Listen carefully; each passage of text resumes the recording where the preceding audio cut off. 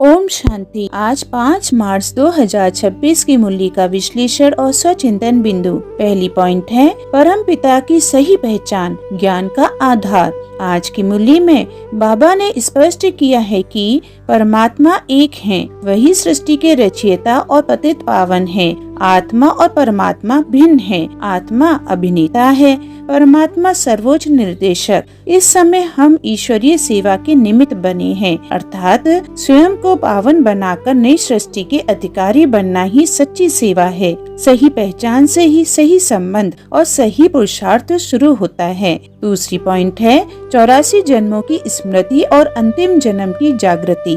बाप स्मृति दिलाते हैं कि आत्मा को अपना शांति धाम छोड़े 5000 वर्ष हो चुके हैं और 84 जन्मों का चक्र पूर्ण हो गया है। यह अंतिम जन्म वानप्रस्थ अवस्था का है। इसका अर्थ है अब लौटने की तैयारी। गृहस्थ में रहते हुए भी मन से विरक्त, स्मृति से युक्त और लक्ष्य केंद्रित रहना है। यह समय संसार बढ़ाने का नहीं, संस्कार बदलने का है। तीसरी पॉइंट है विकर्म विनाश का एकमात्र साधन। योग का अर्थ है याद। निराकार बाप की स्मृति ही वह अग्नि है जो विकर्मों की खाद को भस्म करती है। भारी साधन, आडंबर या हठ योग नहीं, केवल अल्फ और वे मतलब बाप और वर्षा। जितनी सच्ची और निरंतर याद उतनी आत्मा सतो प्रधान। यही सहज राजयोग है।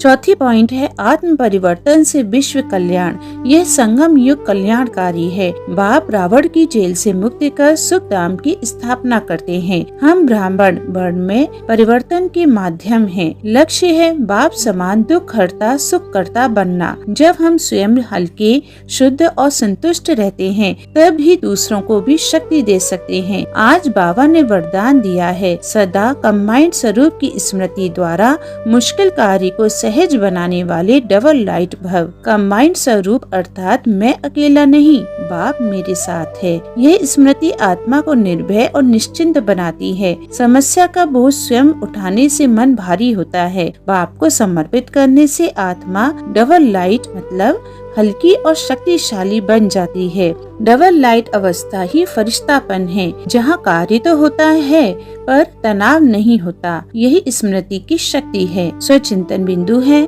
क्या मैं सच में इस जन्म को अंतिम मानकर हर कर्म को वापसी की तैयारी समझकर कर रहा हूँ? कठिन परिस्थिति में मेरा पहला विचार क्या होता है? चिंता या बाबा संग कंबाइंड स्मृति। स्लोगन है किसी भी कारण का निवारण कर संतुष्ट रहने और करने वाले ही संतुष्ट मणि हैं। अच्छा, ओम शांति।